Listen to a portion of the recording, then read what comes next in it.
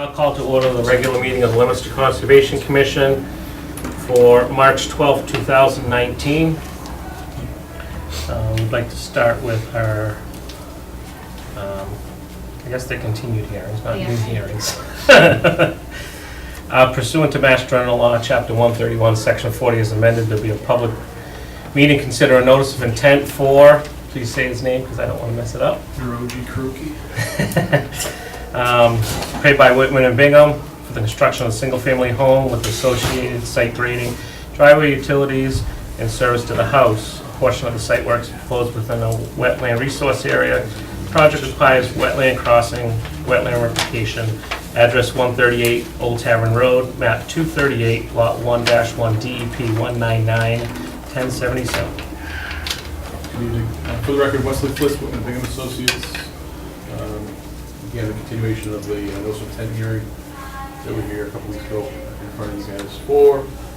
The last meeting, there were some items, or basically a checklist of items that we have to look at, update the plan if necessary on some of the items, and then have a conversation with the client about to make sure that he was comfortable with some of the requests that was made by the commission at the last meeting.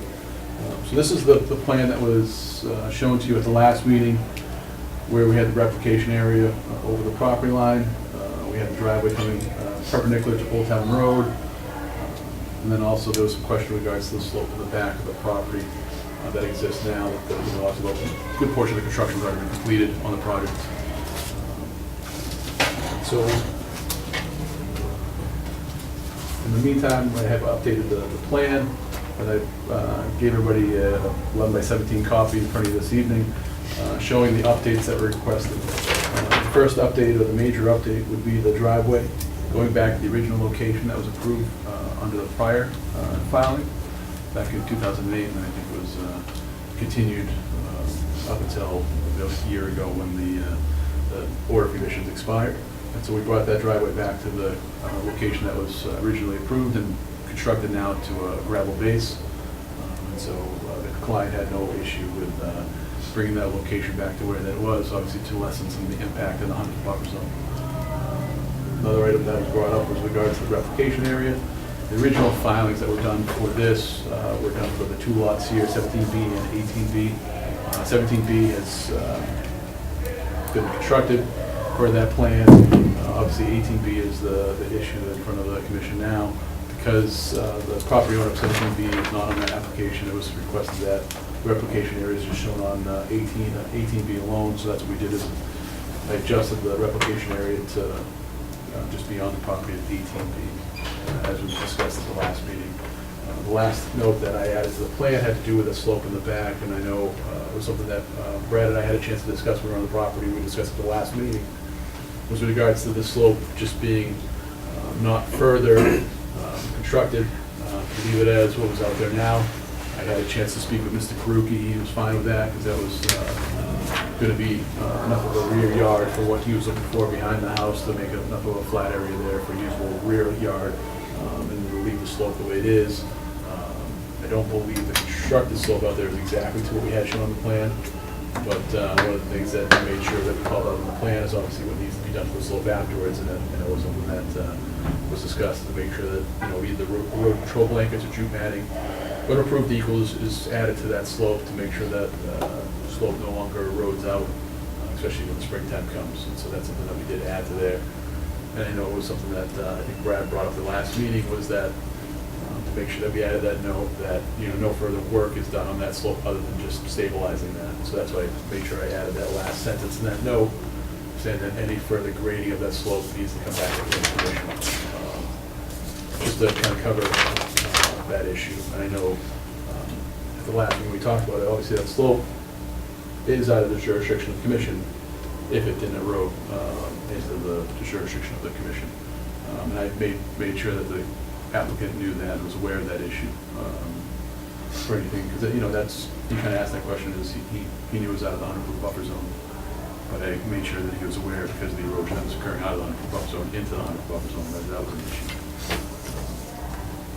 Those are the adds or revisions to the plan that you see tonight. I know at the last meeting there was some stuff talk about conditions of approval. I know Larry had asked about replication area being completed first thing in the springtime, once we were able to get out there and get that completed. I made sure that Mr. Karuki was aware of that. He had no issue with that. He understood the reason behind that. He also obviously is aware of the stop work order that was issued by the building inspector. He obviously is aware of that. He's working on that part of it. And I let him know that any permits, be that stop work order or any other permits, was required to be sent, a copy sent to the commission as part of, that was going to be added as condition of approval. I think that was brought up at the last hearing, that you guys wanted to make sure everything was kind of CC'd to the commission, and so he's aware of that also. Other than that, I didn't have any other notes. I don't know if the commission had any other notes from the last meeting or any other comments that I have to the plan that I submitted. Like I said, I thought they were all minor in nature with regards to the larger scope of the project, really the issues that the commission had before on the site. So.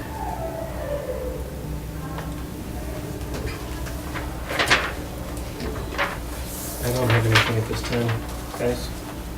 Sure. Wes, looking at the last submitted plan, I guess, is this one, when was this one submitted, today? Yeah, so I apologize for the delay. So Mr. Karuki wasn't in the area, or wasn't in the state up until the end of last week, basically, when you get back. So I had a chance to sit down with him at the end of last week, and had a chance to finish the plan up early this week. So Okay. So I mean, first of all, I appreciate keeping the driveway where it was. I think you're gonna possibly create a mess by trying to relocate it. and I think So that's it's already mostly roughed in there. It seems like the appropriate location for it. The concern I had at the last meeting with respect to the replication area was that a portion of that was shown on a lot that we can't control at this point. correct. However, it's this commission's goal to make sure that there's no net loss of wetlands resource areas. Yeah. So I brought copies of the old plans if you want to take a look at the numbers. So what I'm looking at for the numbers here is it looks like, based on the square footage that you submitted before, and maybe you can clarify that for me, but it looks like there's a little bit of a loss from what was presented before. Correct, as we had an excess of, it's 200 square feet is what we were, we had about an excess of 200 square feet between the two projects. So what was the fill value and what's the replication value? So, the replication before, 945? was 945, 1190, but there's also, before it was 900 square feet on the abutting property.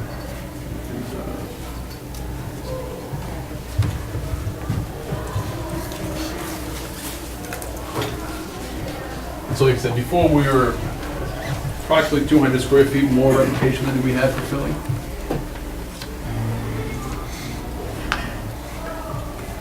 So right now we're, I think it was around 20 square feet more replication. So before it was 30, 35 replication area between the two.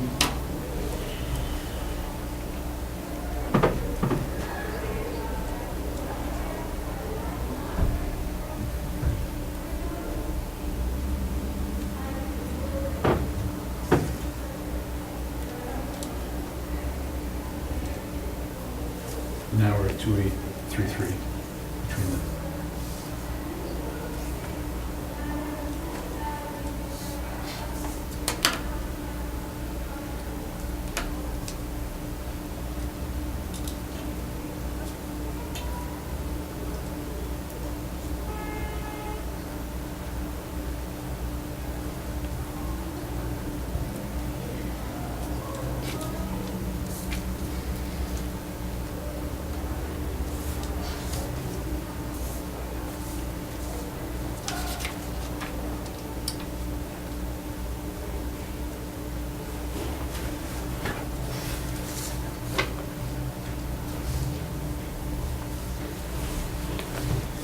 Can you come show me? Yep, and then I'm at, just so you know, the two projects combined was 2765 wetland alteration.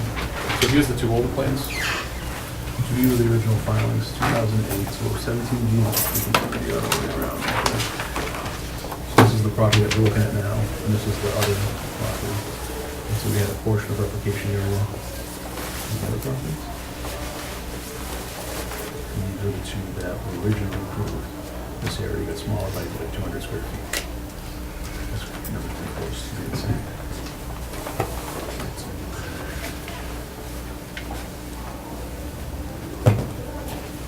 You know the status of the cell lot? Is there anything else? It's all constructed. There's not the one, the budding. Right. Yeah. I believe it's all constructed. I believe they don't have a certificate of compliance though. No, he hasn't asked us to do a certificate of compliance to this one. You know when that order was issued? Since 2008. I believe they're within the same year. You have to go back and look. I can do that if you want. They were issued at the same time, so it's March 2008, March 26, 2008.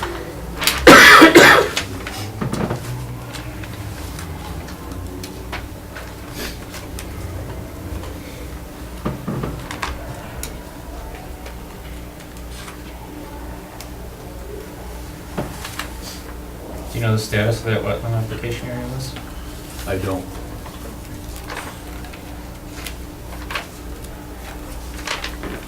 On this lot? If I remember correctly, it was common ownership before. And that's Right. why it was spread out. Correct. It was going to be.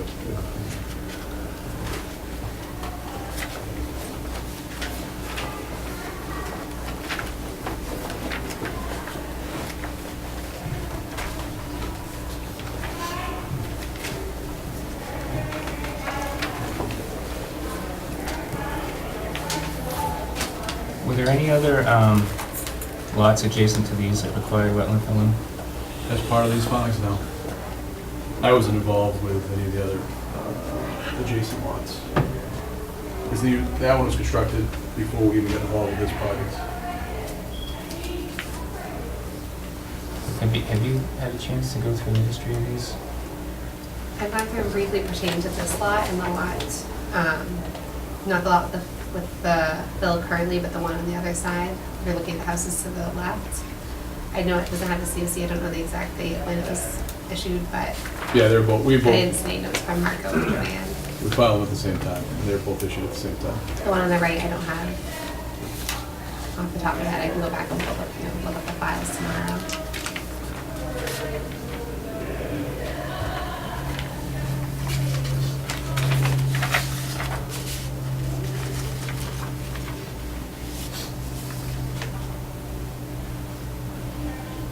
Yeah, 'cause the original subdivision was done in 97 for that.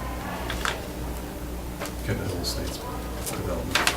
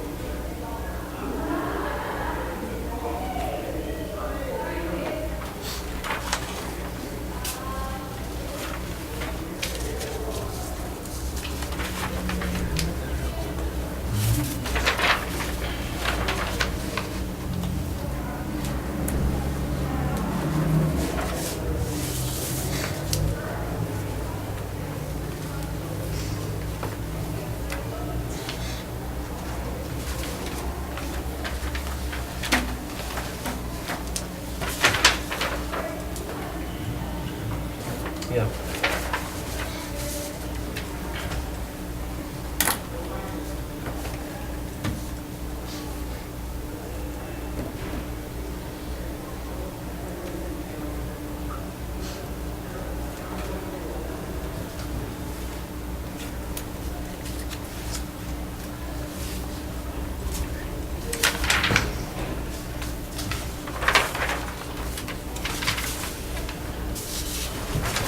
While he's doing that, is there any more work that needs to be done in the driveway area? Yes.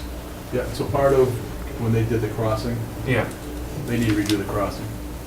Because the crossing that was done more to the north than it was originally proposed. And so there's basically a stone wall right along that Yeah. property line. Are they gonna adjust the elevation too? Yeah, that's gonna, Okay. yeah, they're gonna have to, yeah. Right, So they yeah. can, The intent was never to have a retaining wall there, and so they have to lower the grade of that driveway to get the grade to work the way it was originally designed. And I just didn't see it with hay bale, my eyes aren't that great. You got a hay bale, Yep, so the Silt hay-bale fence silt line. fence line is right basically down that property line.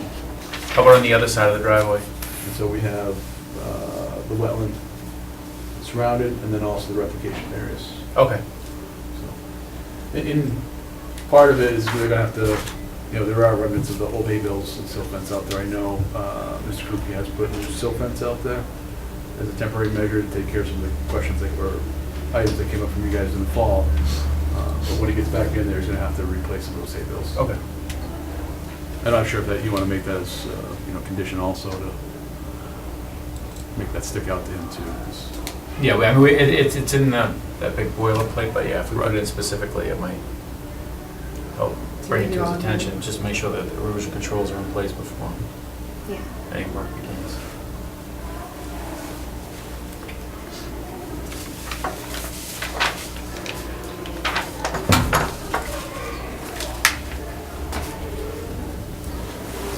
You went to areas that are larger, Brad, is that what? I am trying to think of how we're gonna manage the balance of wetland fill and replication. I'm just trying to get the history from what happened here. I just pulled up Oliver, look at the GIS, there's quite a number of lots. That would require that have- culvert crossing, yes. Yeah, Yep. and I'm frankly surprised it got permitted that way. I'm wondering, just based on the amount of crossings there, if there was a 401 involved as well. It might have been as part of the subdivision, because I wasn't involved with the original subdivision, because that was approved in '97.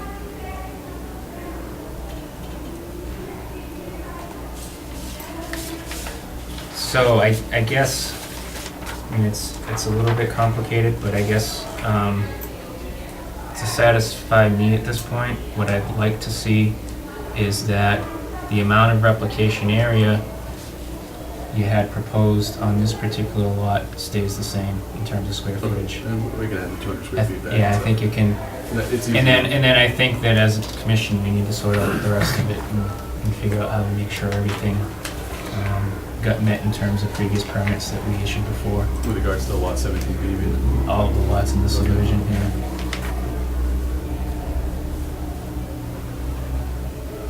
I don't want to hold this one up for any past mistakes, so I think if you keep the same square footage at least that we Yeah, permitted before. to be honest, it doesn't, Yeah. it's not gonna make or break what they're trying to do, so.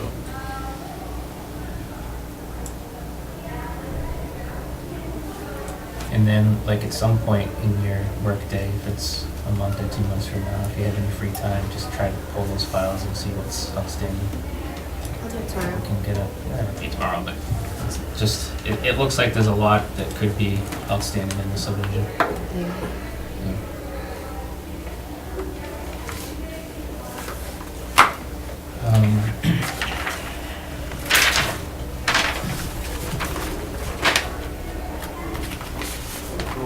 So let's achieve that, you're just gonna make the replication area bigger, Yep, that's fine. basically just wider down at the bottom. Yeah, because yes. Yes, I'll make the two of them bigger so that we have the same.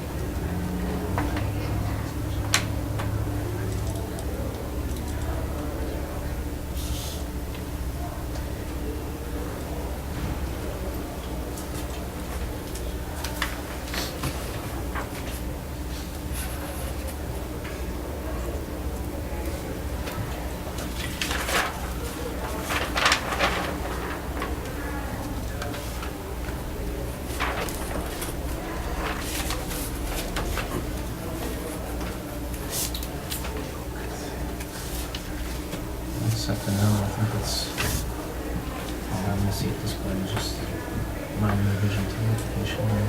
All right, you want a new plan and all Yeah. that before we go? Okay. Any other concerns from any other commission members on this project?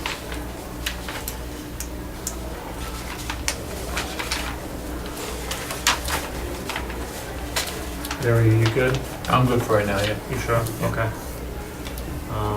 So yeah, if you could, You want us to revise that before the next, if you come back to the next meeting, is that what you guys are looking for? Yeah. I think we're good with everything else. Yes, again, thank you for taking our other concerns into consideration and keeping some of the things the way they are. Yep. Yeah, if you could just show us a new plan and we can vote on it the next meeting. Would be great. 2 weeks, right? Yeah. It's, the next meeting is March 26th. March 26th, that is correct.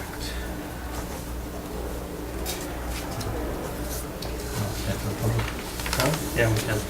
Anybody in the audience like to speak on this notice of intent? Second time or third time? All right, we're gonna leave the public meeting open. We'll continue this till our next March 26th meeting. You have our concerns. So what I'll do is I'll revise the plan tomorrow, email to Angela, and she'll distribute it to you guys. Perfect. Thank you. That'd be Easy enough. perfect. Okay. Thank you. Thank you, guys.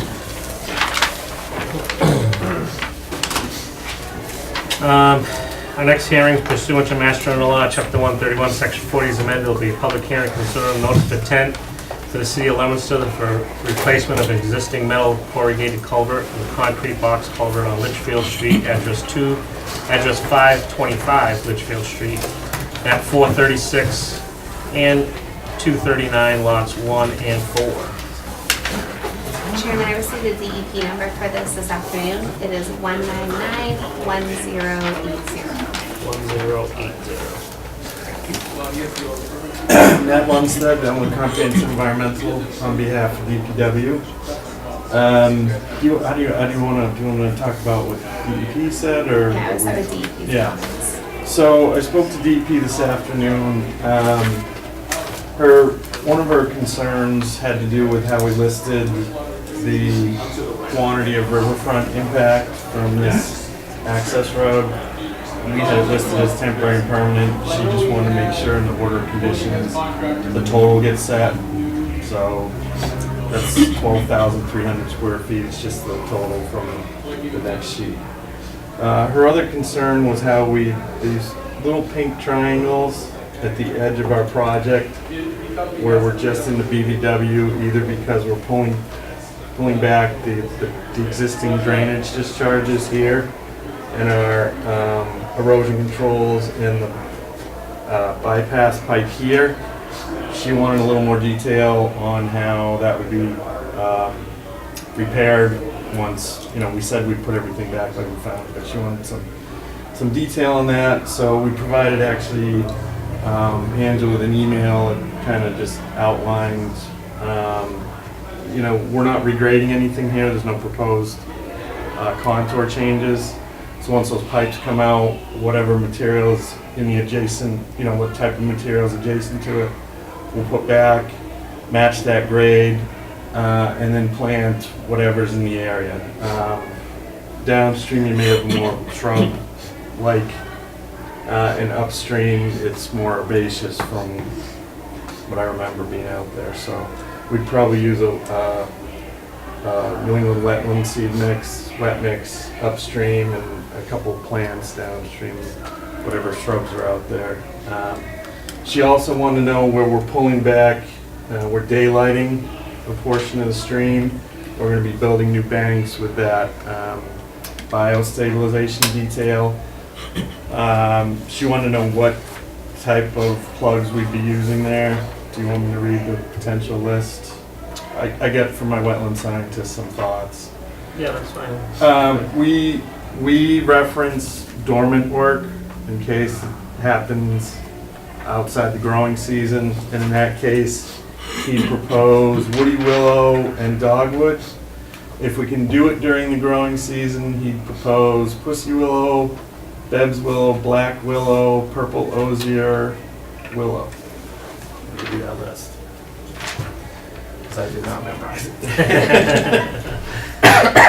And those are basically the plugs or sprouts we'd put in the folds of that bioremediation detail to create new banks. She did want, she asked more about this, what this would look like. I confirmed with DPW, they would like to clear it, and if there's any big potholes or big rocks, move them out of the way. but they're not gonna formalize it, they're not gonna make it a gravel road, it's not gonna be paved. She was fine with that and just asked that we add erosion controls downstream of that, which will revise the plans and show that. Like I said, there's no regrading needed. You can see with the contours, they work for us just being able to clear it, make sure they can get a piece of equipment down there. It would likely be a rubber wheeled backhoe or a bobcat or something if they have to get down there. And like I talked about at the site walk, there's this drainage. Imagine this, where this drainage pipe went out from the park. There's that mound there and the signs right down here. It'd be somewhat, I'm guessing it'll roll back over eventually. As long as they don't have to access it, it'll stay like that.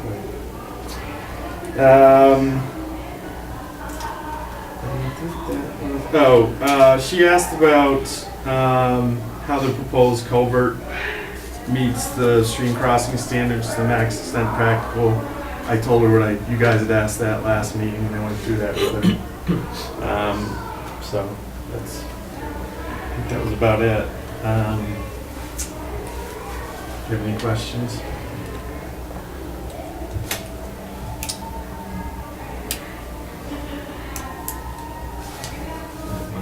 Yes, sir. I think at the last meeting, I had mentioned that there, due to the number of resource areas being worked in, that we wanted to see, or I wanted to see at least an as-built plan done at the completion of the project.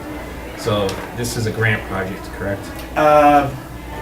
Yes, correct. It's a Mass DOT small bridge program. So as part of the budgeting process, have you accounted for engineering inspections during construction or Yes. as-built plans? Yes, we have construction services and can condition the as-built plan, and we'll particularly measure those, the resource area impacts.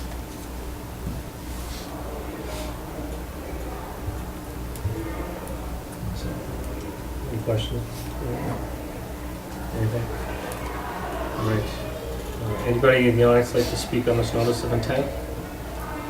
Second time? And third time? Any objection to closing it? All right, I declare the public hearing closed.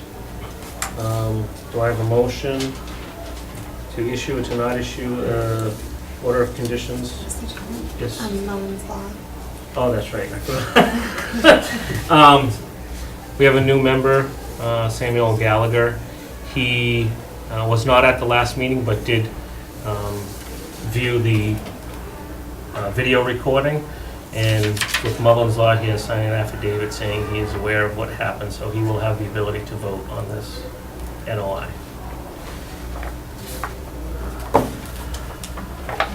Do I have a motion to issue an order of conditions with any stipulated, Wanted any discussion first? we can, sure? So I have my concern about the as-built, just verifying all the resource area, temporary and permanent alterations. And also, I do want to see the plans stamped by PE prior to commencement of work.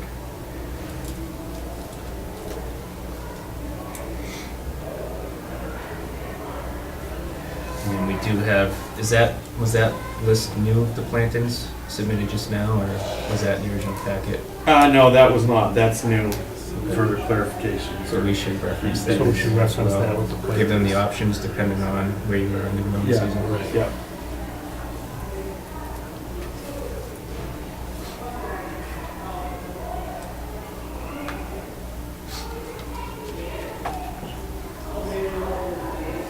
What about any concerns with DEP concerns? I didn't see anything myself, so. I think a lot of them we had already talked about before. Lead, erosion controls. Right? Yeah. Was there something about the flow in the base material during low conditions? There was. They've run into that before where people haven't designed a substrate material. If we need it, like I said, we're going to try and salvage material on site. If we need to augment that material, what they've run into is the material's too cobbly, so it's almost like crushed stone, the water runs through it. Our spec requires they have fines, it goes through the full sieve. So that it's a little, where that comes from, well, yeah, you don't want no background, never mind. They run into it before because the Army Corps', there's the stream training, there's a 2-week stream training, and when they do the calculations for dimensions, you come up with D25, D50, D75.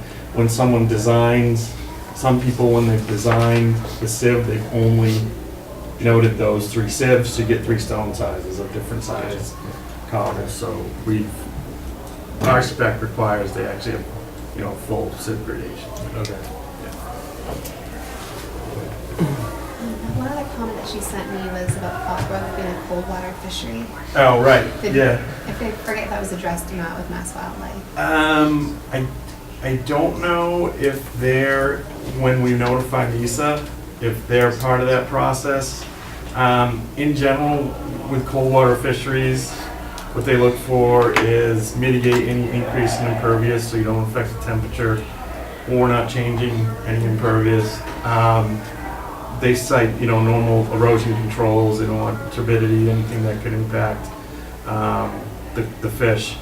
And the third thing, and it'd be kind of hard to do in this, is during construction, they like you to try and limit access of the fish upstream. In a river, we can do that. We usually use a turbidity boom. It'll be kind of tough in this stream. Anything we put in here is going to act as a dam and cause more issues than, I just wanted to double check on that. Yeah. Like I said, it's kind of tough to. They're usually looking at development. They don't want to, they want to see some DMPs so you don't increase temperature. Right. From your increased impervious. We're not changing the drainage any, so that shouldn't change any.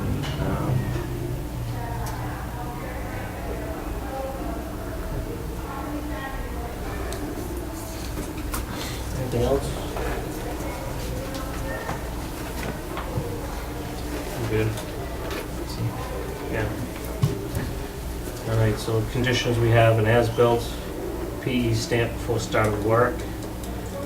Make sure that letter of planting options is included. And make sure the erosion controls on the access roadways is what you're following, so. Do I have a motion for an order of conditions with those added conditions or something else? Mr. Chairman, I make a motion that we issue an order of conditions for DEP file number, it's not on here, is it 1080? 1080. 1080. 525 Litchfield Street, the culvert project, with the added conditions prior discussion. Do I have a second? I'll second. All in favor? Thank you, sir. Thank you. Thank you. Have a good night. Thanks. Pursuant to Mass General Law, Chapter 131, Section 40 is amended, there'll be a public hearing. Consider an RDA by Matthew Morrow, Environmental Consulting, to evaluate the boundaries of an area subject to the Wetlands Protection Act, address 200 Tanzio Road, map 320, lot 2. Evening, guys. When we left off, Commissioner Stone had showed me, it was a 2002 plan, showing a small section of bordering vegetated wetland that was mapped as going onto the edge of the property on the very north tip. So I went out, I explored that area and actually found that same area here that's now marked on the plans. Flags Yeah, those plans. B1 through B5. They're right there.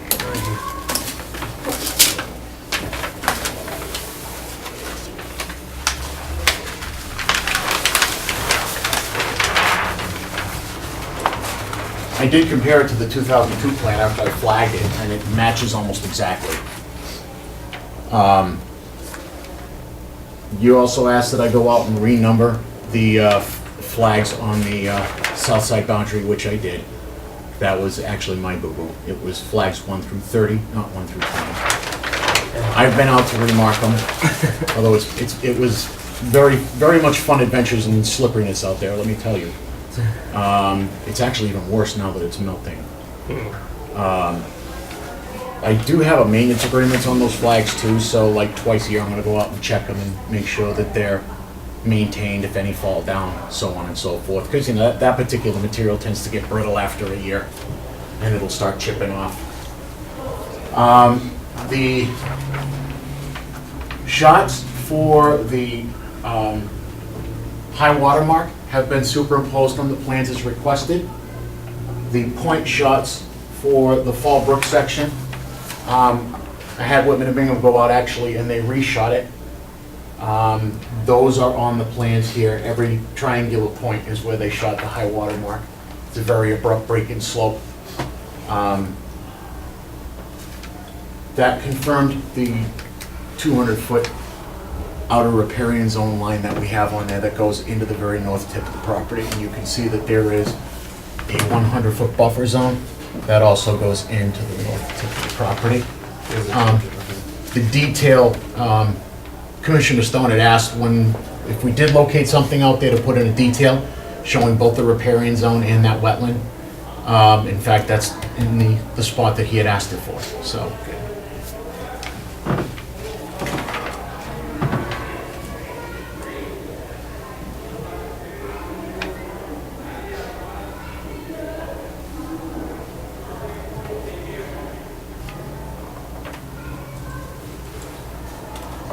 That particular wetland tip was actually very subtle, but when you actually found the hydraulic spot, you knew it with your auger because you sank.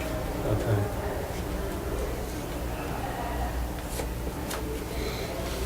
Now, what is the plan up here? I guess. This you know, is we your had to northern do tip. this. Right. This is the tip of the Right. wetland here. This is the 100-foot buffer zone as Right. it relates to that particular tip. This wetland goes down off the property, and then you have your 200-foot riparian zone here that we had shot, that you had requested, so. And then what are you planning to do in this area with this project? I don't know, I'm not privy to any plans Okay. of any information. Okay, that's fine.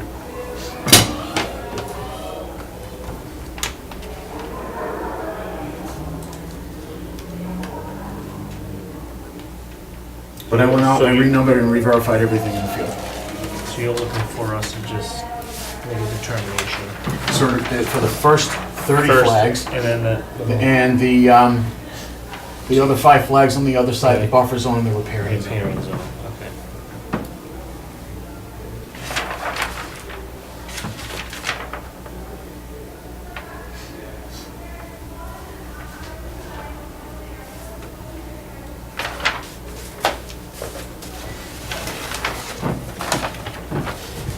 Sorry, didn't mean to give them away. New guy always gets the bad spot. It only took you, what, 12 years, Larry? You got out of that spot. Been here 1 week and people are always apologizing. Larry, you're gonna miss that spot. Oh, yes, you will. Do you have any questions, gentlemen? I need to see the site. So Okay. between last meeting and this meeting, we've had snow cover. Okay. And what about the site did we need to see? I'm just curious. This particular area up in here. I see too, it looks like you've noted the survey points for the bank on the blow-up area here. That's correct. Is there a notation of what you've got for bank or median high water on this section of the plan? As requested, everything was super. You can see the elevation shots here. Right, I Here. I see the shots, but what I don't see is what they're labeled as or anything in the legend that shows that that's median high water. So it looks like you've made some effort in here, but I would think your survey should just add a note in there. Yeah, I mean, that's a simple housekeeping.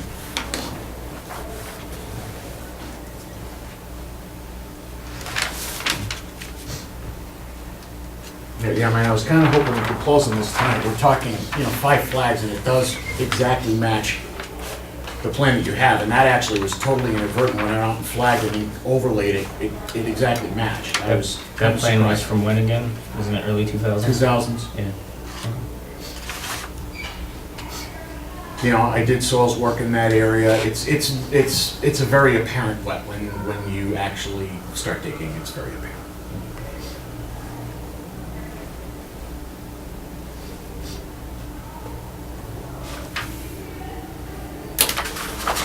So you'd like to take a look at it in the next 2 weeks? Yep.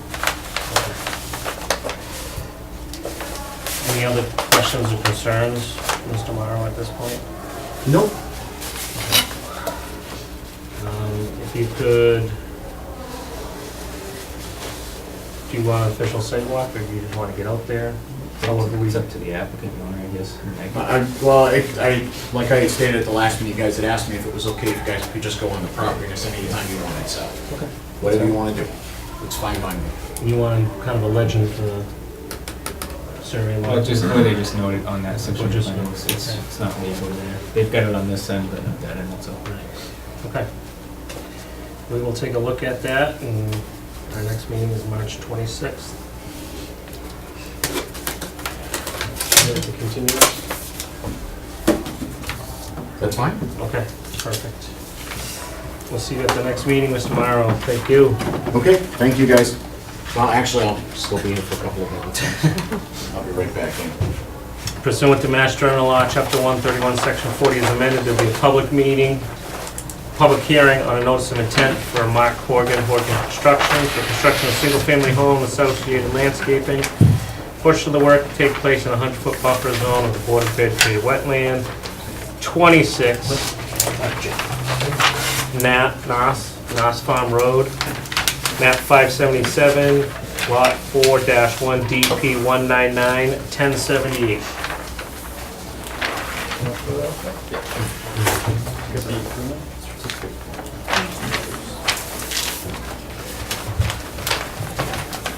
Good evening, Director Jim Casino, Lincoln Engineering. Hi, Mark Horgan, I'm the applicant. So on behalf of the applicant for Orphan Construction Inc., we prepared a notice of intent, application for review under the Massachusetts Wetland Protection Act. Project is construction of a single-family home at 26 Mass Farm Road, Lot 6. Project has previously been approved by Leominster Conservation Commission. An order of condition was issued on December 12th, 2012. That order of conditions has since expired, which is why the applicant is seeking a new order for conditions so that the work may be completed. The area on Lot 6 subject to protection under the Act is a wetland area that runs north along the westerly property line towards the middle of the lot. From there, it extends east through the easterly property line. Currently, the lot contains no standing structures. The work has been limited to the foundation of the proposed structure being poured with rough grading around the foundation being done. The roadway for the subdivision has been complete and utilities have been implemented for the lot. The work that would be done under the proposed order of condition would be the physical construction of the house, the final grading that can be seen on the plan, and then the installation of the driveway. And upon completion of the construction, the area around the house will be loamed and seeded for permanent stabilization. Straw walls and silt fence barriers will act as erosion control along with the limit of work, and temporary mitigation measures will remain in place until the disturbed areas have been stabilized. So in conclusion, the site plan has not changed, but a new order of condition is required so that the remaining work can be completed. Is there any elevation change between, I don't see any elevation marks around the wetlands. Is that just a flat, is that a flat piece of property? No, it might not be as clear. Actually, it drops off, if I could explain. This is a road that we built in 2012, 2013. As part of that, the grade was dropping off across the cul-de-sac. So this was a substantial cut, this was a substantial fill. In order to fill for the road, this lot got filled in, and actually, we needed to fill in actually for the house. So lot, it was filled in at that time. We got the original order of conditions. To answer your question, once it drops off, and put my glasses on and do some work here to tell you how much, but it drops off fairly substantially from the road to the wetlands. But yes, in here is very much flat, and it's certainly not underwater, but it's definitive wetlands. And the reason why this sat for so long is I needed that fill to settle down before I could build on it. And should have been watching the calendar better than I did. But when I figured out that the order had expired, I came in and reapplied. Nothing has changed from what was originally there or what I originally proposed.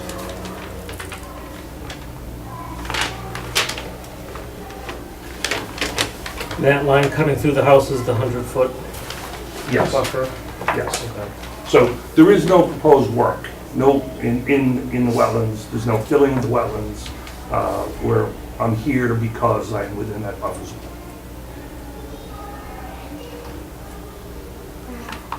Red, I have the preliminary subdivision plan that shows some of the contours.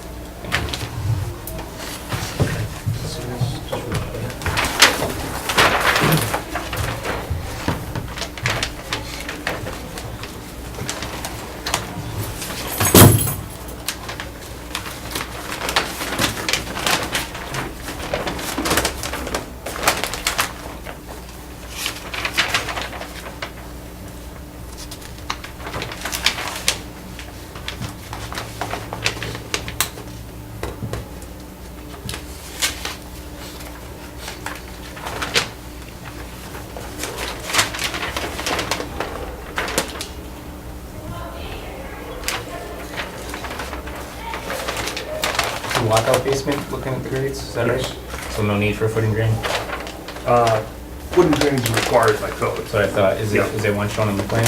On this plan, no, there is not. I'll verify that. There is not. Footing drain comes out at this back corner. And it will daylight.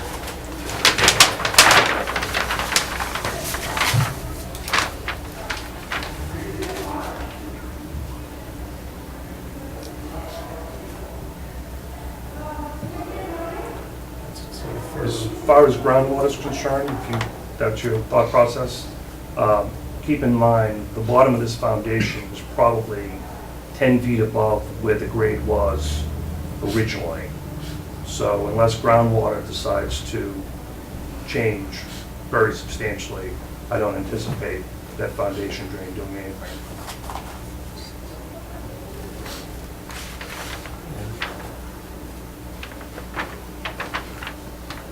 Was that originally basically the same elevation as the wetland, that area? Before? No, it was above, but not that much above. Not much above? Not that much above. It, like I said, the grade, it's pretty flat through the wetlands, Right. and then it came up here. But even this in here, we probably had a 5-foot fill on this side of the cul-de-sac, and probably a 5 to 10-foot cut over here. Flattened out up here, flattens down here. Right. To give you some context, if you know the area, when you're driving down Day Street, just before you get to Joslin Street, goes right, goes left. This is the area on the left. My land actually went all the way out to, disoriented here, but all the way out to Day Street.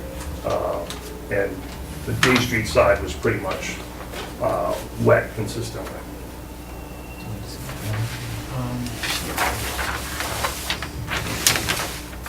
I don't remember, but it's been a while. This is off of Jocelyn, right? This Nass Farm Road is off of Joslin. Yeah, so you go down Day Street towards Leominster, take a left, and that's your first left. Left and first And it goes left. up to the top of the hill. It's not Well, left, not the it's- hill, but yeah. Yeah, sort of, that whole, it parallels Lincoln Street. Yes. Parallels Lincoln Street, and you know where Lincoln Street has that big Yeah. bump up? My land doesn't go up that high, but that's the same idea. Is this the same slope that was proposed previously? Yes. 1-to-1? Yes. The plan has not changed.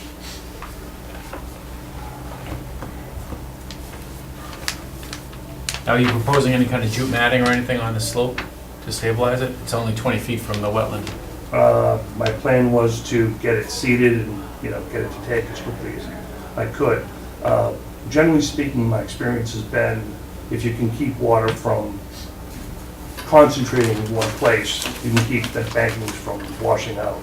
It's when you have water coming from a, concentrated source, you have an issue.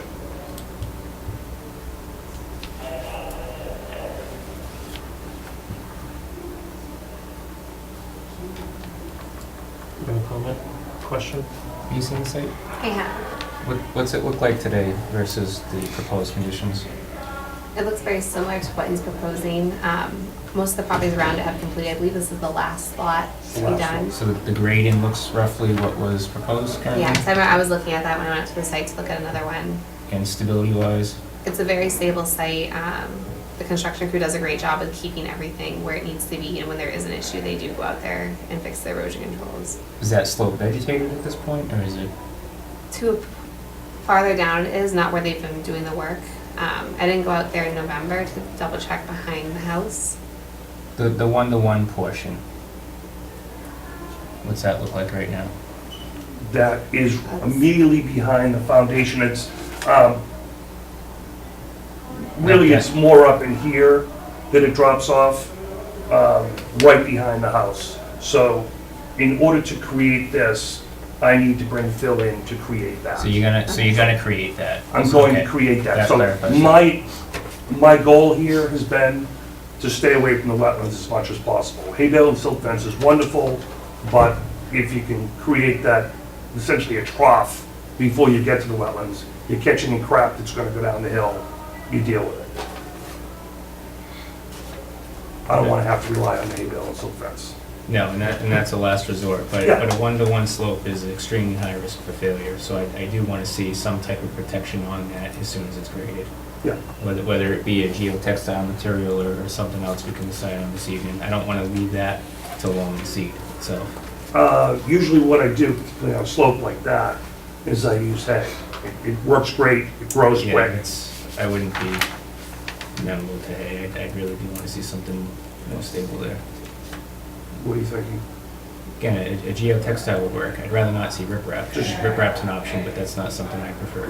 No one wants riprap behind the house. So geotextile, you mean basically it's a hay mat? That's what you mean, right? They make hay mats with geotextile materials in them. Yeah. So there's different specs out there. Your engineer can probably get them to us. Okay. But really, anything 2-to-1 or less should have something on there. Okay, so that, just in the one-to-one area? Right. Yep. Yeah. I think back in this area, I can slope it off, so my grade will be substantially better. Like I said, this is actually shown further than what I have, because this is the end product, not the current product. And it wouldn't hurt to, I mean, site conditions, as you've been doing this long enough, they're dynamic. It wouldn't hurt to have some BMPs upstream of the top of that slope, just in case, whether it's just as simple as a straw water or something on hand, so that if you do get heavy rains, you're not getting a lot of water hitting that one portion of it. Keeping the road water out of the site seems to be working very well. Okay. With one exception. City of Leominster came up and decided they were gonna blow out their hydrants, and I had a washout on the next lot. I just planted the seeds. And Murphy's Law. literally minutes after I left, a neighbor called me up and said, "Hey, the city was just here." They what? I said, "What, you screwing with me?"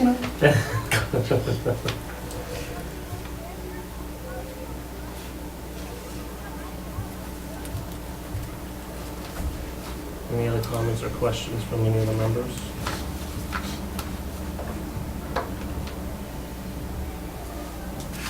Anybody in the audience like to speak on this notice of intent? second time and final time. Any discussion, or do we want to close the public hearing? Detail's pretty minor. I'm okay with As, putting it as a condition? we can come up with something in the next couple of days in terms of slope stabilization. You okay with that? Okay. So basically, that'll be in the order that we're doing something on that 1-to-1 slope, and we'll figure out what that is. Okay. A housekeeping issue.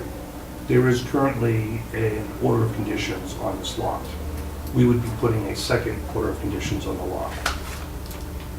Doesn't make sense and creates a title flaw. The nature of selling a house is you're typically finishing the landscaping shortly before, so you're closing with an order of conditions open, you make assurances you're gonna chase down the certificate of compliance, et cetera. What do you typically do in a situation like this? As far as, I guess what I probably want is, we don't want any certificate of compliance for the first one because I didn't comply, but we also don't want, I don't want it on the deed. So what do you do? I'm sure this is not unique. So my thought, and we can discuss it if need be, but as soon as you record the new order of conditions that supersedes the old one, and I'd be willing to give you a certificate. So of basically, I would those. request a release of it. Yeah, but not until that new one's Yeah, recorded. yeah. Okay, I figured it was a system. My only concern, and it's not, I mean, we do this with every project, but just based on the slope and how close it is to the wetland, is just to make sure that no work in this area happens until the hay bale line silt fence is inspected. Just, have Angela take a look, make sure that everything's installed properly. We'll get a hold of her before we get going up there, or I guess we do anything we need to do with the hay bales before we get you there. Are there erosion controls in place now? There are, Okay. but again, I'm not relying on them, okay? I created a bit of a trough in here so that if any crap washes down, it goes in there and settles. So I'd have to have Noah's flood to jump those hay bales. Okay. Anything else? All right, I declare the public hearing closed. Do I have a motion to issue an order of conditions? Excuse me, Mr. Chairman, Oh. Mullins Law, sorry. Again, Samuel Gallagher did review the last meeting and has the ability to vote on, oh, this is a new one. This is when I say this is a new one. Oh, yeah, this was the old one, yes, sorry. That's right, this was Sorry. another one. No, that's Trying to right. adopt it. So do I have a motion for an order of conditions with the inclusion of erosion controls in place and inspected prior to construction, and something to the conservation agent, and in the existing plans of how or what material you're going to use for the 1-to-1 slope? Mr. Chairman, I make a motion that we issue an order of conditions for, make this address correct, 26 Nass Farm Road, DEP file number 199-1078, with the added condition that a engineering detail specifying how the 1-to-1 slope will be stabilized prior to construction with approval of the Conservation Commission, as well as the installation of erosion controls prior to commencement of work. Do I have a second? I'll second. All in favor? Thank you, gentlemen.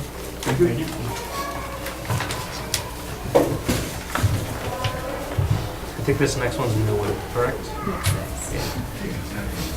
Pursuant to Mass General Law, Chapter 131, Section 40 is amended, there'll be a public hearing to consider an RDA by Paul Cavecchio regarding the construction of an addition to an existing greenhouse. Works proposed within the buffer zone of a bordering vegetated wetland. Address is 91 Union Street rear, map 556, lot 1B. Someone representing, yes, sir. Paul Cavicchio. I think I've already sent in the drawings of where we're gonna be putting addition on. I've had a couple of the copies too, if you need it. Do you take copies or do you do it online? I did see it online, but I didn't actually see the resource there, I just saw it. I looked at it. Just to share that. We got one for that. Thank you. And the piece is this one, there, now they see it here, but this piece here, in addition to a greenhouse. This right here? It's gonna be the addition? That's it there. Okay. And where's the resource area? I believe it's out here somewhere. Yeah, okay.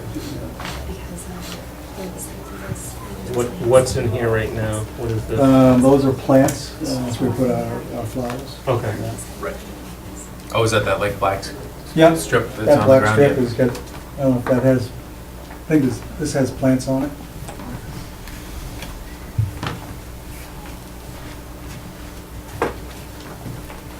This piece in here, this above here, that little piece in there. Are you going to do anything to the vegetation other than just the work for the addition? It's just You're not gonna extend your vegetation, like, you're not gonna cut any of this vegetation? No, that's. You're just gonna add this and just, Yeah, that's that's gonna get just like- short and smaller? Yeah, Okay. right. It's a driveway now. We're gonna fill it in with a little addition. There's not gonna be like a foundation or anything, it's gonna be like a typical greenhouse. Yeah, like what's there now, just a post in the ground and.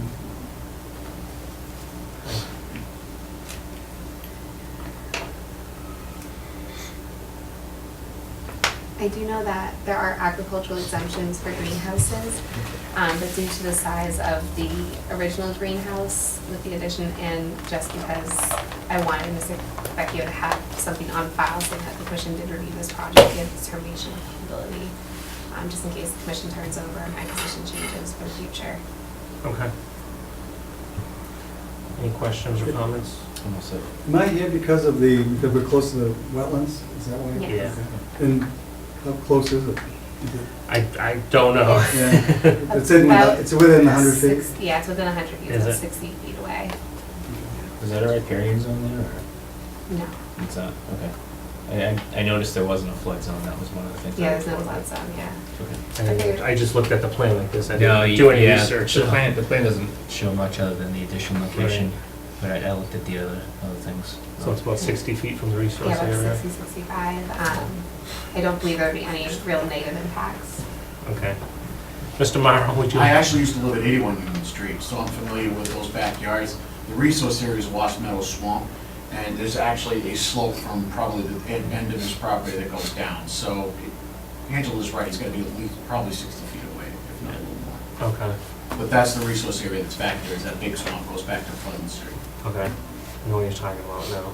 Okay. And historically, Quebec Farms has a very good record with the commission. Okay. Any comments, questions? That's it. All right. Do I have a recommendation? I recommend that we, Which one is it? They asked for a lot in the application. Yeah, there's a so you lot of just- different You want to make things. sure you check right. yes. So that's making sure.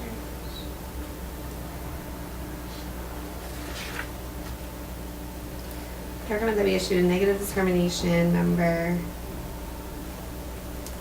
3. Okay. Do I have a motion to issue a -3 determination for 931 Union Street, map 556, lot 1B? So the 3 basically says that it's within the jurisdiction, but it won't have a negative impact on the resource area. Yes. All right, I'll make a motion for a -3 That's what I determination. meant. Do I have a second? Second. All in favor? Thank you. You're all set. Thank you. Thanks for coming in. You know, Ben? Good. Good to see you. You too. Yep. All right, regular meeting certificates compliance, 199-1067, 567 Pier Street, that's continued till the spring, because we're looking for growth. Correct. DEP file number 199-1028, 42 Sheldon Hill, that's again waiting for Stabilization. stabilization, that one, that's right. Okay, so that one's, again, both of these till the spring, till growing season. Okay. Extension permits, 199 dash, I'm just gonna read them, 1018, 1019, 1020, 1021, 1022, 1023, and 1024. Those are all on Roach Ave. Yes, sir. For the record, Chris Harris with Handy Engineering. So, as you're aware, we're requesting the extensions for the Pierce Pond subdivision. Due to project lists on the applicant's part and various other funding issues, construction hasn't been able to start. It's our intent to get going within this spring or early summer. So we're just requesting the 3-year extension permit just to complete the work. I unfortunately wasn't able to attend last hearing. I know there were some concerns relative to floodplain. I talked with Angela about it. Turns out the original floodplain calculations that we provided, it's color coding, depicts where cuts and fills are, wasn't in the file. We sent that to her. I believe it was distributed. This morning, yeah. Yep. So that should suffice. Relative to that, it has been reviewed by DEP, DPW, and the planning department. So it's been gone through the rigmarole of everybody. So there should, it's a cut fill. It's pretty straightforward.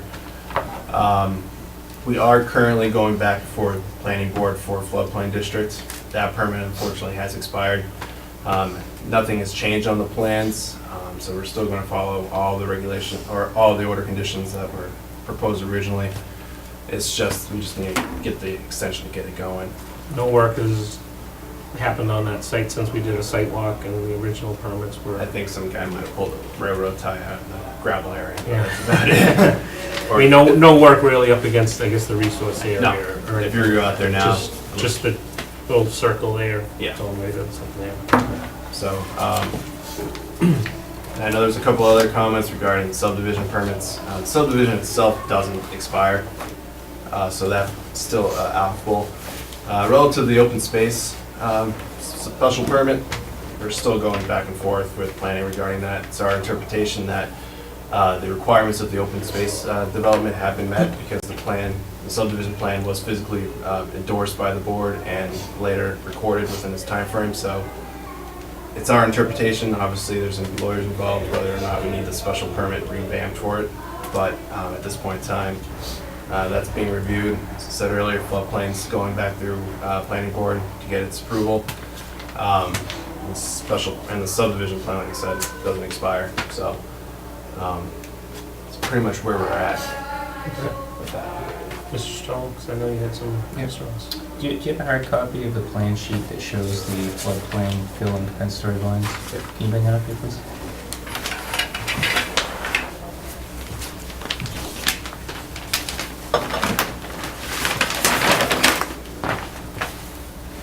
So the way this is being shown is a little bit unusual compared to how I'm used to seeing it. So I just want to ask you a couple of quick questions. So in terms of calculating the volume, for instance, this volume 812, that's cubic feet, I assume? Yeah, that would be the cubic footage between these two contours. Between 473 and 474? Yes. And this, Would be the volume between 474 and 475. okay, so you've got this 812 between 473 and 474, this 3,716 between 474 and 475. Correct. What is this total here? That's the cumulative volume, so you have to also take into account that the fact that there's a 473 contour hiding underneath the 475. So it's just compounding itself, calculating that way. Not following you there. So the performance standards for the wetlands regulations show that you have to, you have to account for like elevations. So if you're filling between 473 and 474, you have to be providing compensatory storage between those same elevations of equilibrium volume. Yep. So this number is material how? It's calculating the total volume filled in that one specific area. So if you also look down through here, we can show the compensation at the various levels. Okay. So you answered my question as to how these were calculated, that this volume's, 473 to 474. This volume here is 474 to 475. So as I went through all of those, I had speculated that that's how that was calculated. What I came up with was a number for fill at those elevations. And also I added the totals for for those areas for cuts. And what it's shown is that your cuts are actually less than your fill when you look at lake elevations in those 1 foot areas. So the way I read it is that does not meet the performance standards for working land subject to flood. And you're also, I noted too, you're providing compensatory storage in elevations where you're not actually filling. So you're not going to get any credit for that as far as I'm concerned. And I'd also question whether you're in the water table at that point too.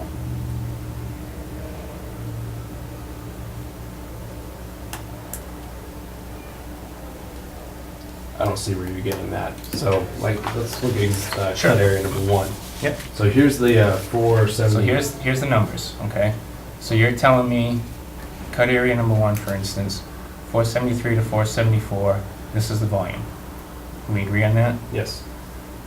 474 to 475, this is the volume, correct? Correct. Okay, as I go down all these fill areas and all these cut areas, what I'm noting is those fills within those elevations, okay? I did that for each area. You've got cut number 1 here, I assume that's cut number 5? Or right here? Yeah, that's probably the type. Okay, yep. So what I did was I looked at the volumes for those fills, for those cuts at like elevations per the regulations. And when I added those up, you're coming up short on the compensatory storage. So when you take 473 to 474, for instance, this is what I'm getting for a total, 3949.5. When you're looking at the cut, 3922.5, so you're a little short there. And you're a little bit more short on the 474 to 475. You got 10164, 10106.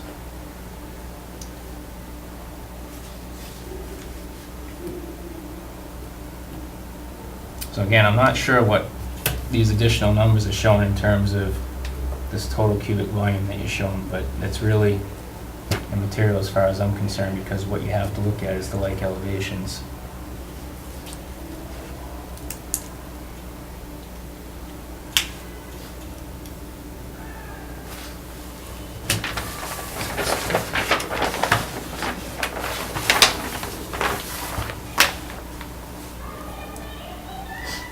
Was there 2 cut areas, 2 fill areas in red?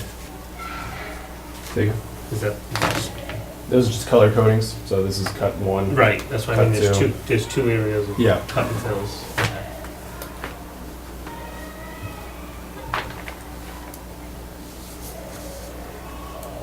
I just look at this. Yeah. I know. So like even on this cut, they're taking credit for a cut in that elevation, they're not filling in that elevation, so you Yeah. actually can't do that. You may be in the water table at that elevation too. Okay, I see what you're doing now.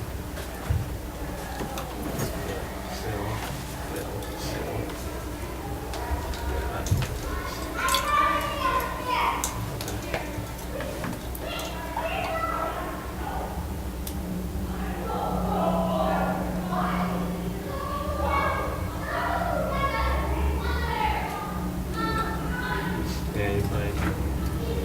Looks like you're short a little bit. I didn't zoom that, so.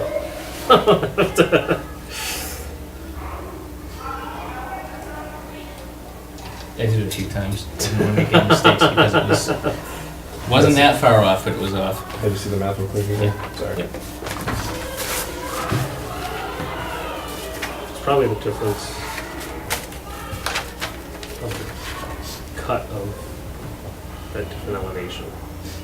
It's probably the difference, is it? Just looking at it.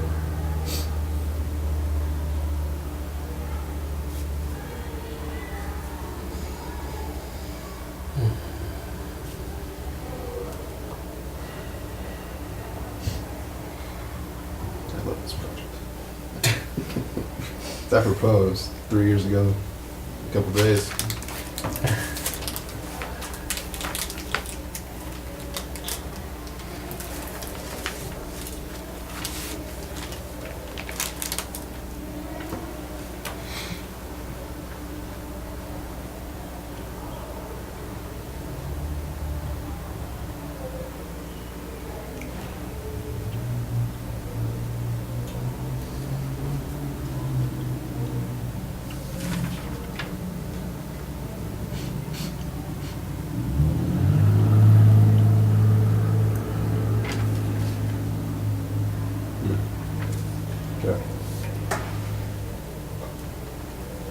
be frank. It's been 3 years since I've looked at this, so. I can take a second look at the math, but,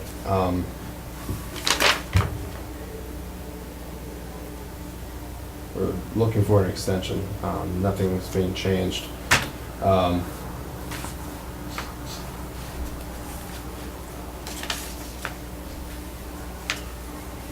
When's the permit run out?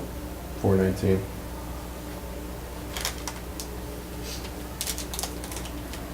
Oh, we have a couple of meetings before that. Yeah. What's the next one? 322? 26. 26? Just so you guys know, I won't be at the next meeting. I know Paul Dean. Dan won't be there either. Oh, is that one of the ones? Mhm. We're gonna have some problems. Well, this isn't a hearing. I mean, this can be, Right, this is just an extension. This is just an extension. as long as we have a quorum for this. Right.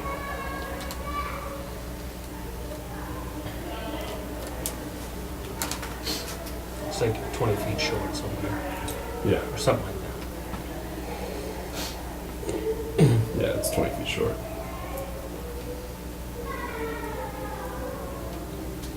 Okay. Take a look at it and see what, Yeah, I'll take a look at it. we'll come up with a solution before 419, definitely. Yeah. Okay. Was that the only concerns we had with this project?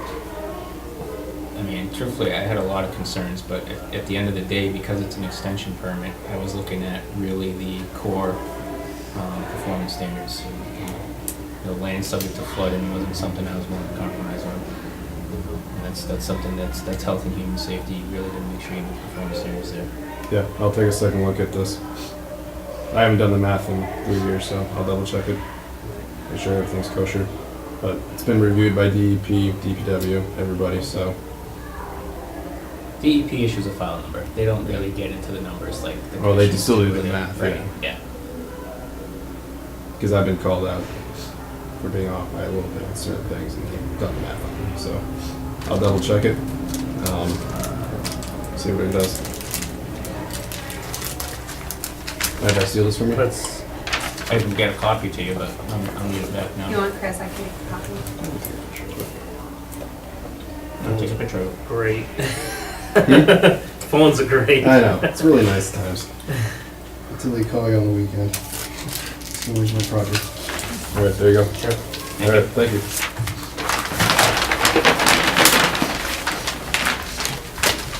Are you guys here for any other hearings? I mean, any other projects? No, No? that was it. Matt, what are you here for? Just a couple of quick items. Are they on, they're on the agenda, right? Yeah. The gardener spot? Okay. Yep, the gardener spot, assuming, Angela, did you send them the digital stuff that I sent you? No, I got it today, I did not have time. Okay. I had sent the Angela some digital files for the draft report. Okay. I deliberately kept it in Word, so if you guys want to make comment on it, Okay. you know, feel free to make comment on it. You can send it back to me, I'll send it back to Kate Jarvis off at the report. So I enclosed one hard copy, and you guys want to flip through it, great. We got this. You put this in the Google Docs Did late I? today. See how hard it is? I know that Yelzani has Late looked today. at it. I mean, he's fine with what's on there right now, it is labeled the draft. He had no comments, he's just waiting to see if you guys want to throw any comments up there. Okay. Yeah, I can tell you, I very, very briefly, because I think we got it like 2 this afternoon or whenever you sent that email, so I looked at it very quick. Obviously, nothing to, I don't have time to, didn't have time to really read it, to comment on it. No, I mean, For it's, tonight, you so. know, when you guys can, obviously. I mean, I was getting so many documents thrown at me, I don't think I sent it to you until yesterday afternoon. I got it like I got it like late Yeah. Friday evening. I sent it to you yesterday afternoon. It was probably late too. It's been a weird week document-wise, as you can see. The other thing is on the Lunenburg issue, Yes. the way the deadlines currently go right now for the 3 parties, because the 3 parties were at the commission's meeting last week. Angela, you were there? I was not there. You were not I had a family emergency. Okay. No problem, I just figured I would, let you guys know Yeah. the deadlines. By April 3rd, they're going to identify which engineer they're going to use. I gave them a list of 4 firms in this area. I believe the firms I gave them were firms that commonly go in Lunenburg. They were David Ross, Whitman and Bingham, Ducharme and Dillis, and Hannigan. Of course, I told them they could use anyone they want, but they wanted 4 names of firms around here. May 1st, they are going to identify dates for submitting existing conditions, plans, and the project schedule, which would, include the existing condition plans, of course, would include all the survey. So at that point, I would get a better clarification on a date to know exactly when they're going to show a survey to specify what impacts are on the Leominster side of the border. I I walked the site with the attorney and the owner. It goes right up to the river. It's like not even that much room. I was stunned. By June 30th, they are due to file a notice of intent. And by July 1st, if they haven't made any progress, or they don't have any good reasons why they need to extend these deadlines, failures of the party to reach a real estate agreement, whatever, the commission is going to hold an administrative hearing to consider levying fines. Under their bylaw, they have the ability to do a max levy of $300 per day per count. And those I issue by ticket. Write out the tickets and send a copy to the offender, and then send a copy to the clerk magistrate in Fitchburg. That's how that process usually works. Okay. So that's about it. I'll make sure that you guys stay updated at any point once you guys have a better idea from the survey work of what's in the Leominster side of the line. However you guys decide you want to get involved, great. But, we're going to keep on and make progress and make sure that, any impacts on the Leominster side of the corporate boundary is quantified and survey located. Okay. Yeah, because I think the last we saw was just some assessors, GIS, yeah. GIS and some assessors boundaries. And it was relatively minimal in Leominster, but yeah, if we could know exactly, that And would it be was good. very hard to tell where. Well, everything's going to have to be quantified and located as far as boundaries, corporate boundaries, because it's all riverfront. Okay. So, Okay. all right, thanks, guys. Thank you very much. Oh, and you do know that MBTA gave Mr. Alonso the get the heck out letter, because he's on their property too. Oh, yes, So, that's right. they want him off. So it ought to be interesting. When the real roads get involved, it gets interesting, that's correct. All right, well, have a great night, guys. Thanks, man. Well, just let me know when you want to go out on that property. If you want me to go out with you, that'd be great. I can show you right where everything was. Okay, will do. Have Augur, we'll travel. Have a good night, guys. Some new communications. MACC, the other conference. I attended the yearly conference at Holy Cross. There was 4 different trainings that I attended, mainly on stormwater and the MS4 permit, and then wetland mitigation and replication areas, So you're an expert now? basically. And then they've added more to their education calendar. If anyone's interested, they're offering quite a few free webinars and free trainings, as well as the MSMCP is offering free brown bag lunch trainings. And I pay for a membership to that, so Very good. I'm there. High school outreach. Yes, so I started working with the high school guidance department to have high schoolers come shadow in the office and come attend meetings, just to kind of get an idea of what you can do with a different environmental science degree and what the commission does in the community. Good idea. Thanks. And then, Any interest? Have you reached out to? Yeah, there's several students who are really interested in pursuing it. It's just mainly getting the form signed for liability, working with HR, just to make sure that they can go to the site walks with me, which is the fun part of the job. Let's be honest, it's the best part. Sit in the office doing paperwork and. Yeah, just to make sure, and then to make sure it doesn't interfere with their school schedule. Summer would work better for them or not, so.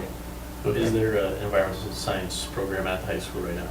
Yes, they have a class, and they have quite a few students who are interested in pursuing college, so. I mean, I'd be willing to have done that interview too, because I'm Yeah, doing you're it there. right now, so. Yeah, they have some kind of environmental, Envirocon? that they go to every Oh year. yeah, I did that when I was at the high school, so.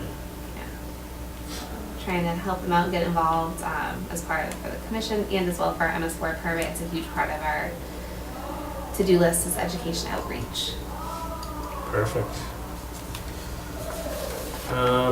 PSA, Yes, so I was contacted, not last week, the week before, by the Leominster Trail Stewards and Judy from the Recreation Department. Someone's been making illegal trails on conservation land and city-owned land. It's causing problems where they're going too close to the watershed area. And it's also causing problems, it's not on a map and it's confusing hikers. So I'm gonna be meeting with Neil from the Leominster Trail Stewards and Judy to kind of develop a PSA about please do not do unmarked trails. If you want to do trail making, join the Leominster Trail Stewards. They're the only people who have permits and the ability, not permits, but the ability, permission from the city to do work on city trails. we don't know who's doing it, it's just, they pop. Yes, they have, they're by the power lines behind the Hill Street property. Okay. So we don't, no one has any real idea of who it is. They're marking it with red paint. In Leominster? In Leominster, I know. Oh, boy. I know, we talked to them. That's scandalous. So, I'm just working with the Recreation Department and Leominster Trail Stewards to kind of develop a PSA to put out on Facebook and hopefully have a meeting just to kind of So the educate. Leominster Trail Stewards have the right to, They have the right and the map and- permission from the city to work on city-owned land. okay. And they're the only ones. They are the only ones at this time. I think in the past, occasionally they've allowed NEMBA, the New England Mountain Bike Association, Okay. to do it. But typically it's just Leominster Trail Stewards. That's all I have in my files. Okay. Yeah, I think that's important because you don't want people getting lost, you know, they go out, you know, Ollie and the city does a really good job of keep maintaining trails and they map the trails. Yeah, well, that's So- what I mean, I know they're marked and mapped and all this other So stuff, so. somebody sees an established trail, think they're on the right trail, they end up getting And it's lost. supposed to hike at your own Yeah. risk and go in the woods, but we don't want people stumbling onto watershed land in particular. Especially if they're walking dogs, there's a lot of people that take Exactly. dogs out there. Okay, anything else on the new communications?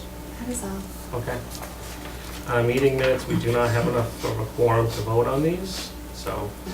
But I did want to question that because I do not believe we're going to have a quorum to vote on any of them in the future. correct. Should I reach out to the state and see how they want us to Find pursue out, it? Yeah, Because I just don't see it happening right now. okay. New business, any comments? That's old business. That's actually old business, you're It's very old correct. business. I had nothing further. Just the disclaimer that this is to do their due diligence. Yeah.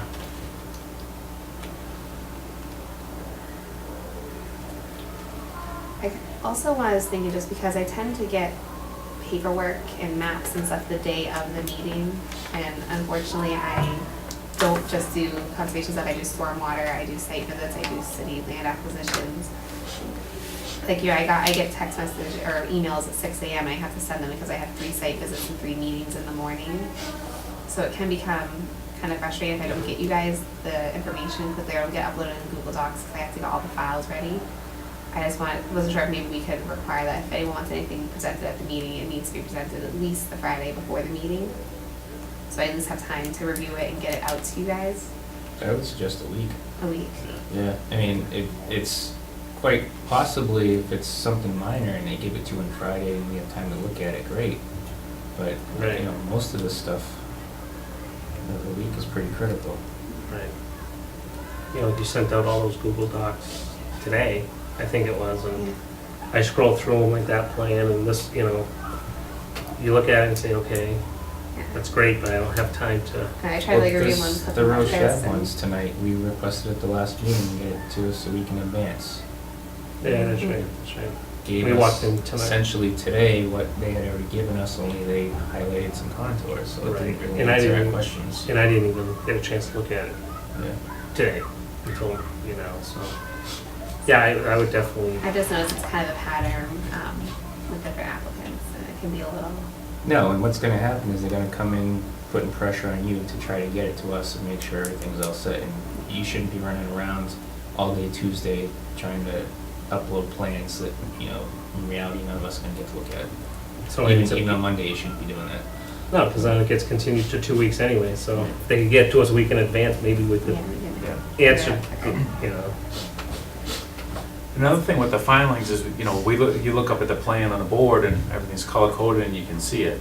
And then they give us a shrunk down thing with everything black and white, you can't even see. Very difficult. It's very hard to make out a contour line from a hay bale line sometimes, because there's so much crammed in there. You know, if we could get them to put the same, you know, show the hay bale line in brown and the, you know, a wetland, you know, flags and whatever, like something to actually, you know, Yeah. make the things that we're looking for With stand the out. colored legend. It would help. Yeah. It seems like all the smaller ones are the same resolution as the big ones, so when it Yeah. shrunk the numbers there. Correct, correct. And it's very difficult to review something like this. Right. When it's, you know, I mean, like one of the applicants tonight, you know, can we close this out tonight? Well, we didn't really have time to look at anything, because we just got it. So the answer is no, and then, you know, there's frustration and wait 2 more weeks. Well, if we had it a week in advance, I think that'd be ideal. It's the honestly. policy, obviously, we can't. Right, it's you just, can't enforce it. General but, office yeah. policy, because, you know, what if I was out today because my Well, kids were what- sick, yeah. or I was sick? Whether it's written down or not, if we're not happy with what's being presented, we either deny it or ask for them to continue it, but it's, Right. by at least giving them the policy, kind of some guidance, like, you know, you gotta get it to us a week in advance. You know, if there's something specific, we're looking for plans. I'm probably the only one that could care less about color, but I do want full-size plans, and I want them to, you know, a standard engineering scale. I don't wanna see something that 1 inch equals 12 feet, which is useless to me, or something Right. that's not to scale Yes. because it was to scale and then they reduced it. By the time we get it, you can't measure anything, Yeah. so. Anything like that would, I think, would speed the meetings up and be more productive. You know? That's my goal. So I still believe these policies are these Guidance. guidance, and I Guidance like documents. these guidance documents. I reviewed them again, and I'm pretty happy with them, so. Did you find any money for Newsnack Brook? Not at this time, we're still looking for grants. Are we actively looking? Yes, our grant administrator, Wendy, that you met last meeting, she is actively looking. Unfortunately, because of the area, it's very hard to have that area fit for a very specific grant of that amount. Okay. I believe it was 1.7 million, Okay, off the top of my head. It's a large sum right. for the work there, so it is in the process, and DPW is trying to be creative with their resources as well and come up with a plan.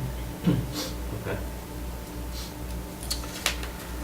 Enforcements. Can I winter- remove Old Tavern Road off enforcements now? Huh? Yes, Well. sorry. Yeah. Sorry. I vote yes, but ask him. Jerry, can I take Old Tavern Road off Sorry, Dan. enforcement? Yes. Thank you, Yes, we can take that off. since we now have the NOI. Have we heard anything from Willard Street? Yes, I spoke with Mr. Lane, and he is working on the draft letter, but I also spoke with Mr. Dandini. Okay. Mr. Lane's from Copeland and KP Page. Law. Yeah. Mr. Dandini, he wanted to let me know there, he hasn't been able to do any work yet because of the snow and the rain Okay. and the freezing. He's hoping to still meet the deadline of April, but isn't sure if he'll be able to meet that deadline. He doesn't want to set a solid deadline, as he said here in person, but I explained to him that, you know, Commission really does need a solid deadline. If it doesn't think, the weather really, if it is still snowing in April this year, I said I can talk to the commission about extending it to May, depending on the weather and conditions. But I said that the commission just really wants to see this over with. Yeah, I mean, we can definitely, I mean, something like that's definitely weather dependent. You No. know? I remember we couldn't do it in the fall because we were waiting for the ground to freeze, and now the ground's frozen and we can't do anything because there's snow. No, because he doesn't want to put the, I think when he was here, if I can remember right, was the pad for his shed. Yeah, he's fully cement headed. Yeah, he wants to put a pad in, and with the snow on the ground, he doesn't want to put it. But the next step, talking to Mr. Lane, would be going to court. Yeah. If it So, doesn't meet the commission's. yeah. I mean, the difference between April 1st or May 1st Yeah. doesn't really make that big of It a was end of difference. April that he was, End of April? End of April Oh, was well, the- yeah, well, we'll just, but I'm just clarifying. you know, we'll keep continuing to check. the weather. I mean, it looks like nice for the next couple of weeks, but we could have a storm on April 1st, and then Yeah, that never know. pushes every I project we remember have, correctly, we so. had a site walk last year in the snow. Correct, so, okay. Just make sure that stays on the agenda and make sure we get the draft letter. I'm assuming they're gonna send it to us? Yeah, they're gonna send it to us. I've been remaining in communication with Mr. Daly. Okay. Can we just ask him for updates, like, Yeah. when he does, when he gets the foundation poured, Right. let us know. And Yeah, he most definitely has been very Oh, good. compared to in the past. Yeah, as long as we're getting communication, I think that's kind I of. mean, I think at the end of the day, I would like to see that area start a replication during this growing season, which I think is very doable. It's gonna be in. You know, we start, if he moves the shed, I mean, by May, he should have it torn down and all that stuff taken out and start to fix it, so. 134 Crawford Street, that was That was stuff Mr. Morrow. Mr. Morrow just talked about. And Royal Oaks Way, I've been you getting. sent some Google Docs on that. Was those the old ones? Oh, those are the old ones. Okay. But I have been getting communications weekly from Jay, who's the new contractor in charge. They're doing all work inside right now, but he's still updating me on his erosion control checks. He's been very vocal about making sure, almost every Friday around 3 o'clock. Okay. Okay. Now, who was that woman that was hit? That's last? Marion DePinto. She is the, from Three Oaks Environmental. She's the environmental consultant. Okay, And she's doing the erosion control bi-weekly okay. reports. Any emergency certs? Not this time. Okay. Project updates the gardener spot. I do want, if you can, everybody by the next meeting at least read the documents and look it over, because I definitely had some concerns. Not with this, because I haven't really looked at them, but with the project in a whole, so. I definitely wanted to read that lengthy document and figure out what all those maps and pictures and hashes were. I couldn't figure that out in my 3-minute review, so. One of the things on that too is I noticed they said that there's E. coli. There was concern about high levels of E. coli in there, so, in the river in general, in the brook. So if, one of our concerns was, the fertilizers being, fed in there. Fed into the. So if, Yeah. if we, that could be compounding problems. Correct. I mean, seeing it's the Minusnaw Brook, which is highly visible, obviously, in the city. So I think the big thing, my concern is just, making sure that anything discharging from that site is free What- of. I think it said there was 1,200 feet adjacent to the brook, that property, I think, so quite a bit, as we know, so we've been on that site. So hopefully, if we can review it by that next meeting. If we have a meeting. If we have a meeting, and I will send you any comments or whatever, in case if there is and I can't get to it, so. Anybody else have any comments? I'm sure no one really had it. I haven't looked at it, just flipping through. You didn't even open it? Come on! I didn't open it. I at least opened it for like 3 minutes. It actually worked today, I actually opened it for 3 minutes and said, wow, there's a lot here, I can't read all this. I tried to do like you tried to skip through to see what was Yeah. important to me, and I couldn't, so I said, I'll just deal with it. Budget, there's nothing in front of me, how we doing? Everything's where it's supposed to be. Budget's been good. I turned in my budget request for next year. The comptroller, I'm just waiting to schedule a meeting with the comptroller in June. Okay. Wetland fund, you keeping track of that on our, I have my hand sheet and now I have access to the munis sheet. I haven't updated the hand sheet yet, but the munis sheet is showing all my deposits that I have as well. Perfect. I used to get an agent's report, but I don't seem to get them anymore. Can I ask one question before we get too far in the Sure. budget? Did that money that they spent on desks from the wetland fund get returned? I don't know that I'll have answer. to double check. I do know that when I spoke to the comptroller, he said that it could not go back in until the end of the year when the budget turned over. And end of the fiscal year. That doesn't seem to make sense. I don't know. I mean, it's specifically not allowed, I guess, according to the regulations, so. mean, obviously it can be put back, they took it out. I understand, I did ask Yeah. the comptroller about it, and he told me that it couldn't happen until the budget rolls over and the, Well, once the budget rolls over, then they can say that it's too late. Yeah, I don't know the accounting laws. So. Yeah, I don't either, but I mean, if we can get something in writing to the effect that it's gonna be put back, I guess, I'll show and when? Yeah. So how much money was it, do you remember? $1,573 and something cents. Okay. Okay. Yeah, if we can just get something, that's fine. Yeah, a written memorandum of understanding kind of works sometimes. Okay.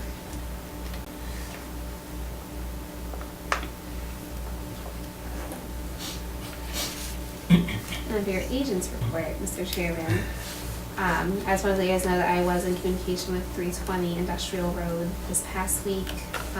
They wanted to start tree clearing for the whole site before they put erosion controls in and before they did the wetland replication area.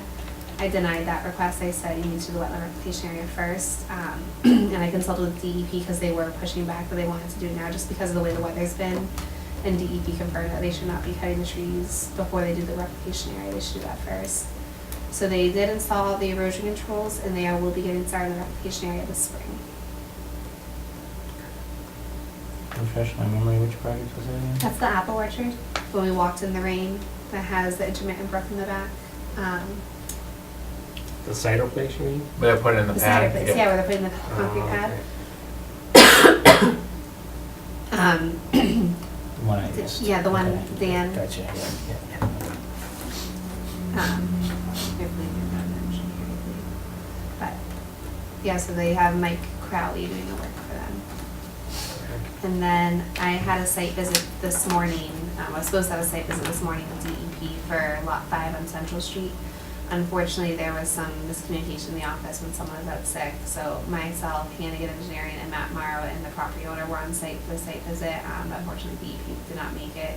So I did receive a letter, an email from Megan and from Denise that they will be rescheduling it, that this is not, that the permit has automatically been approved, because that was a question. If they, what was that? If they didn't show up, they thought it would be approved? Yes, because there was, the applicant was under the impression that they missed their deadline. Okay. So I contacted DEP just to confirm that is automatically approved. So it's also talk that gets deferred back to the commission's original decision. Unfortunately, after talking to Denise, she said that's not the case. They still have the right to, so I just wanted to make you guys aware of that situation as well. Okay. If they do have another, I sent that. send it out. Well, no, I did. I couldn't, I know, it was at 10 make a.m. it. I I was didn't pick the planning, time. I actually was planning to make it, and It then was I cold. had to go to New Bedford, so. They have better lunch in New Bedford anyway, so. Yeah, that's basically what's been going on. Okay. I actually have a quick kind of back on project updates. On Harvard Street, has anything happened? Because, I mean, we had a 1-year enforcement, correct? Yes, they did, remember, I did inform you guys that they did begin the sewer work. Okay. I believe they completed it. I have to double check my notes to make sure that they completed it.